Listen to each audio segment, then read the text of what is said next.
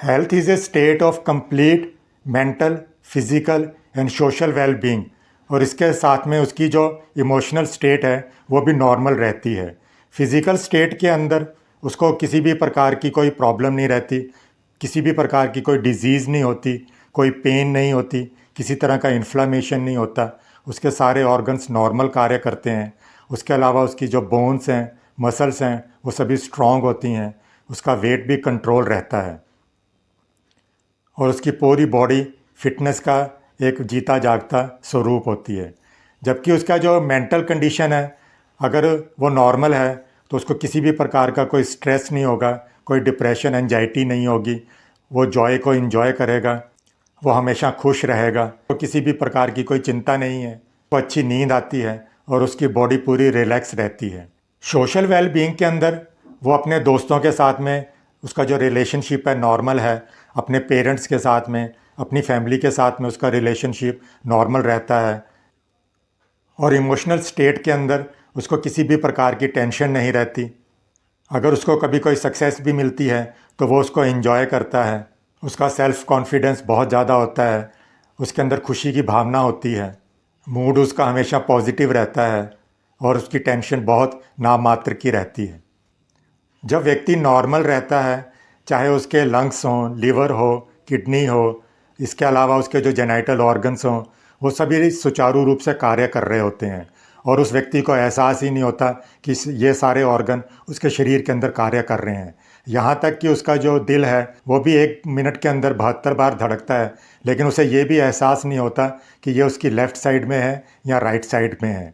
लेकिन अगर उसको कोई दुख हो, डिप्रेशन हो या उसका दिल टूट जाए तो फिर उसको एहसास होता है कि वो उसकी लेफ़्ट साइड के अंदर ही उसका दिल है जो उसको पेन दे रहा है, उसके अंदर निराशा का भाव आ रहा है। मैं डॉक्टर JS रंधावा, जयपुर का एक होम्योपैथ। इस वीडियो के अंदर हम लोग जानेंगे कि दिल का टूटना क्या है, स्ट्रेस कार्डियोमायोपैथी क्या है, ब्रोकन हार्ट सिंड्रोम क्या है, वो किस कारण से होता है, उसके क्या सिम्टम्स हैं और उसका क्या होम्योपैथिक उपचार किया जा सकता है, उसके बारे में विस्तार से जानेंगे। एक एल्बम है जिसका नाम है गलत बंदे और जिसके सिंगर हैं R नायत। उनका एक गाना है, हो तेरे ते यकीन से कीता जट ने अखां मीट कुड़े, कोरे कागज वर्गे दिल ते आउण दित्ती ना झरीट कुड़े, लुक लुक के प्यार जो कीता लोकां लई हासा हुंदा, हाँ थां थां ते वंडना साला प्यार पतासे हुंदा, दिल टुटनों बाद पता लग्या कि दिल साला खब्बे पासे हुंदा, दिल टुटनों बाद पता लग गया कि दिल साला खब्बे पासे हुंदा। जब तक किसी व्यक्ति को या उस मनुष्य को किसी भी प्रकार का उसका दिल नहीं टूटता है या ब्रोकन हार्ट सिंड्रोम नहीं होता है, जिसे स्ट्रेस कार्डियोमायोपैथी भी कहते हैं, तब तक उसे मालूम ही नहीं पड़ता कि उसका जो हार्ट है वो लेफ़्ट साइड में है या राइट साइड के अंदर है। यानी उसको तभी एहसास होता है कि वो उदासी के अंदर है, उसको दर्द हो रहा है। दिल टूटने के अंदर या ब्रोकन हार्ट सिंड्रोम के अंदर उस व्यक्ति का जो दिल है, उसकी जो मसल्स हैं वो शिथिल हो जाती हैं, वीक हो जाती हैं और उसकी जो हार्ट की पंपिंग की क्षमता है वो घट जाती है, जिसके कारण उसको BP है वो लो हो सकता है, वो डिप्रेशन में जा सकता है, उसकी छाती के अंदर दर्द हो सकता है, थोड़ा सा भी चलने पे उसको चक्कर आ सकते हैं, उसकी सांस फूल सकती है, उसको बहुत ज़्यादा पसीना आ सकता है, BP उसका लो हो सकता है, पैल्पिटेशन उसकी बहुत ज़्यादा हो सकती है या बहुत धीमी हो सकती है। अगर किसी व्यक्ति को हेड इंजरी हुई हो पहले और उसका अगर दिल टूट जाए या ब्रोकन हार्ट सिंड्रोम हो तो उसके फेफड़ों के अंदर पानी भर सकता है, जिसके कारण उसको सांस लेने में, छोड़ने में बहुत ज़्यादा तकलीफ़ हो सकती है। दिल का टूटना या ब्रोकन हार्ट सिंड्रोम है, ये किन कारणों से होता है? ये रोमांटिक ब्रेकअप के कारण हो सकता है, किसी अपने दोस्त के विश्वासघात के कारण हो सकता है, डिप्रेशन में हो सकता है, मानसिक अवसाद के कारण हो सकता है, उसको कोई सड़क दुर्घटना हो जाए या आकस्मिक उसके कोई प्रियजन का निधन हो जाए उसके कारण हो सकता है, उसको कोई ऑपरेशन करवाना हो तो उसके डर के कारण भी उसको इस तरह के सिम्टम्स दिखाई दे सकते हैं। इसके अलावा उसका फाइनेंशियल लॉस हो जाए उसके कारण भी इस तरह के सिम्टम्स उसमें दिखाई दे सकते हैं। इसके कारण जो उसके स्ट्रेस हार्मोन्स हैं वो इंक्रीज़ हो जाते हैं और उसके कारण उसको हार्ट अटैक भी आ सकता है। दिल का टूटना एक भावनात्मक ब्रेकअप हो सकता है। इसके अलावा कोई व्यक्ति अगर नौकरी कर रहा है, उसकी नौकरी छूट जाए, उसके कारण हो सकता है। बच्चे जब पढ़ाई के लिए कॉलेज या हॉस्टल आदि में जाते हैं तो उनके माँ बाप को इस तरह के सिम्टम्स दिखाई दे सकते हैं। होम अलोननेस के कारण उन बच्चों के अंदर भी इस तरह के सिम्टम्स दिखाई दे सकते हैं।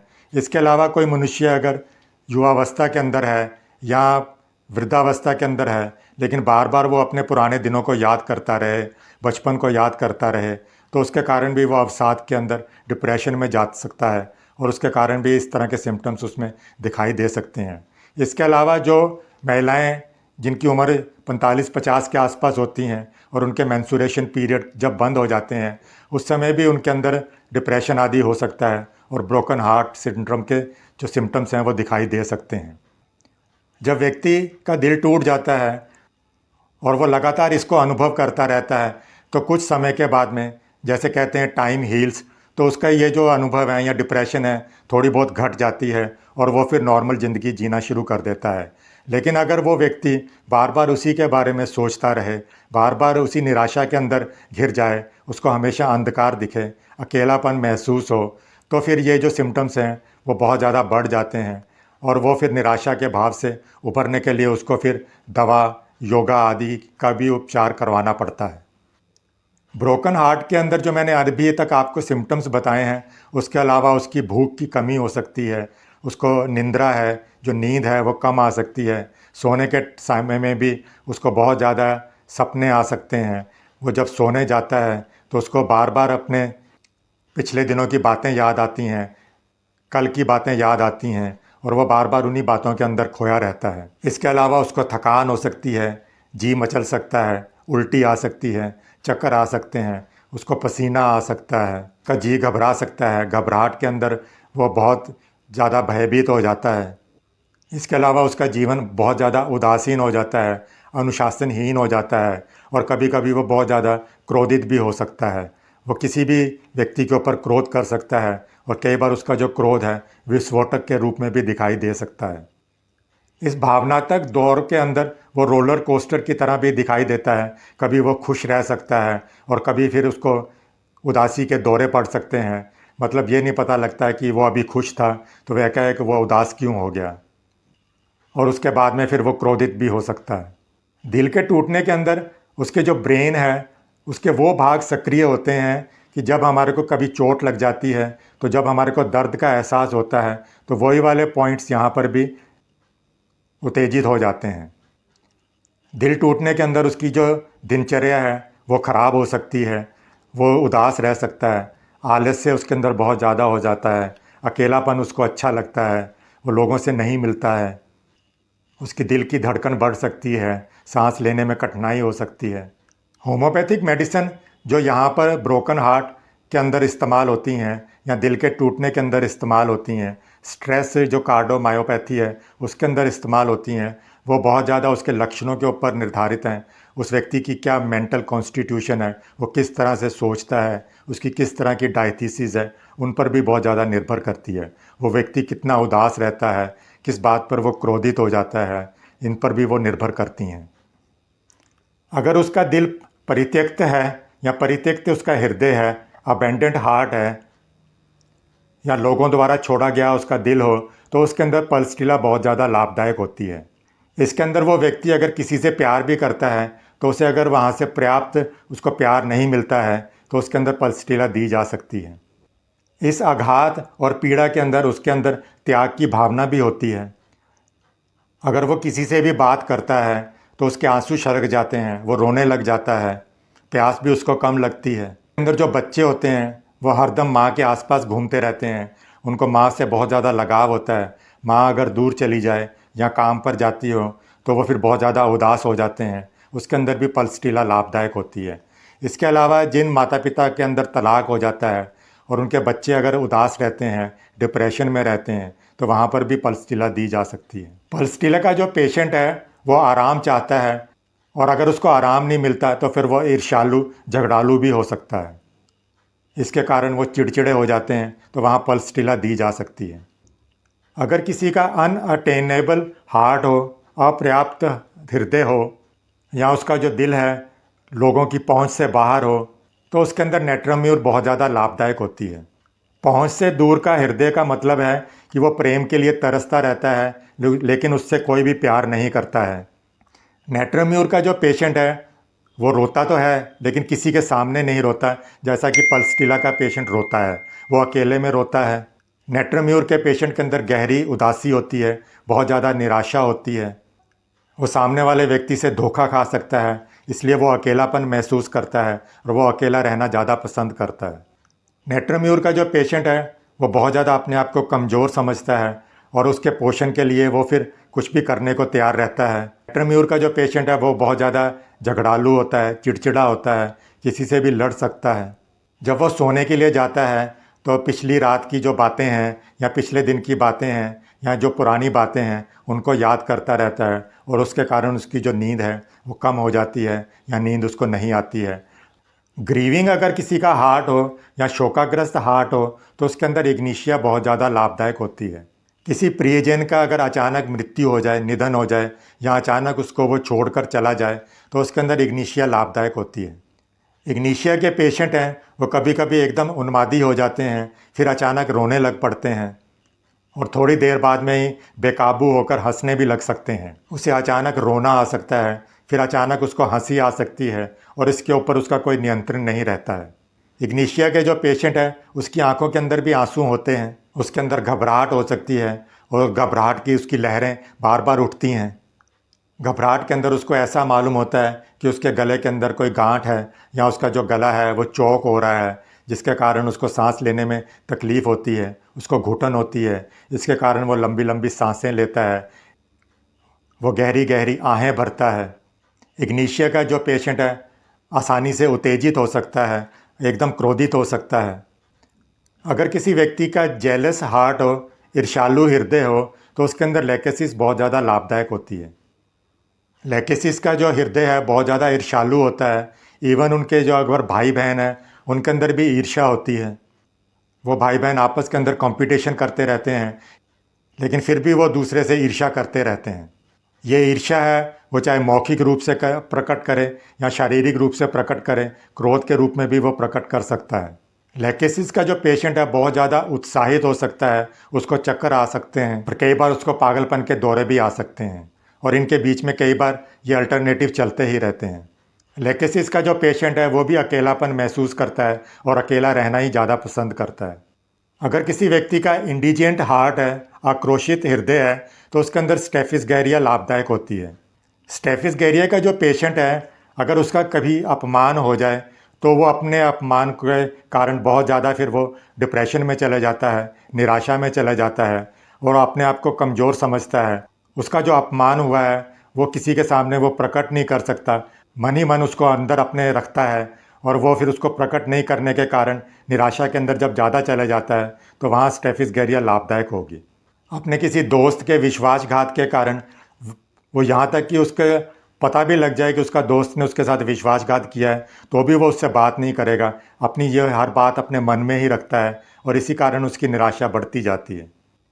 स्टेफिस गैरिया के जो पेशेंट है वो सौम्य होते हैं, दयालु होते हैं, वो किसी को नुकसान नहीं पहुंचाना चाहते, चाहे उन्हीं का अपमान भी हो गया हो तो भी वो अपमान को अपने अंदर ही रखते हैं, लेकिन वो अपने सामने वाले या जिससे के कारण उसको हुआ है उसके सामने प्रकट नहीं करते और अंदर ही अंदर खिंचते रहते हैं। लेकिन कभी अति हो जाए तो फिर उसका क्रोध है वो विस्फोटक के रूप में प्रकट भी हो सकता है। अगर किसी व्यक्ति का डार्क या डिस्पेयरिंग हार्ट हो, अंधकार में के अंदर हो, हताश हृदय हो तो उसके अंदर ऑरम म्यूरेटिकम जो मेडिसिन है वो बहुत ज़्यादा लाभदायक होगी। इसके अंदर वो प्रेम के अंदर बहुत ज़्यादा निराश हो जाता है, बहुत ज़्यादा दुखी रहता है। अपने इस दर्द को दूर करने के लिए वो प्रार्थना करता है, मेडिटेशन करता है। इसके अंदर वो बहुत ज़्यादा खुश भी हो सकता है, उत्साहित भी हो सकता है और उसके साथ में फिर वो निराशा के भाव में भी जा सकता है। वो गहरे अंधेरे अवसाद के अंदर चला जाता है, उसको अकेलापन अच्छा लगता है, अचानक वो क्रोधित हो सकता है और क्रोध इतना ज़्यादा भी हो सकता है कि वो विस्फोटक भी हो सकता है। निराशा भी उसकी इतनी गहराई के अंदर होती है कि उससे उभरने के लिए भी उसको बहुत समय लग सकता है। इस कारण वो व्यक्ति अपने आप को नुकसान पहुंचाने की भी चेष्टा करता है, सुसाइड करने की भी चेष्टा वो कर सकता है। इन सब के अंदर ऑरम जो म्यूरेटिकम मेडिसिन है वो बहुत ज़्यादा लाभदायक होगी। अगर किसी व्यक्ति का अपैथिक हार्ट हो, उदासीन हृदय हो तो उसके अंदर फॉस्फोरिक एसिड है बहुत ज़्यादा लाभदायक होती है। इसके अंदर व्यक्ति के अंदर बहुत ज़्यादा कमजोरी होती है, बहुत ज़्यादा थकान होती है। फॉस्फोरिक एसिड के अंदर अगर उसको आघात हुआ है तो जब शुरुआती लक्षण होते हैं, जब वो प्रकट होते हैं, जब वो दौर निकल जाता है, लेकिन दीर्घकालीन के अंदर वो उसको हैंडल नहीं कर पाता है और उसके कारण वो निराश हो जाता है, तो उसके अंदर ये लाभदायक होती है। व्यक्ति के अंदर जो ऊर्जा है या वाइटलिटी है वो बहुत ज़्यादा कम हो जाती है, बहुत ज़्यादा वो कमज़ोर महसूस करता है। इस थकावट के बावजूद भी वो अपने प्रियजनों की बहुत ज़्यादा चिंता करता है, उनके बारे में बहुत ज़्यादा सोचता है। इसके कारण उसको बेचैनी हो सकती है, उसको नींद की कमी हो सकती है।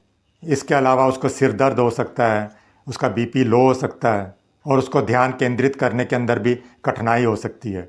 तो उसके अंदर फॉस्फोरिक एसिड बहुत ज़्यादा लाभदायक होगी।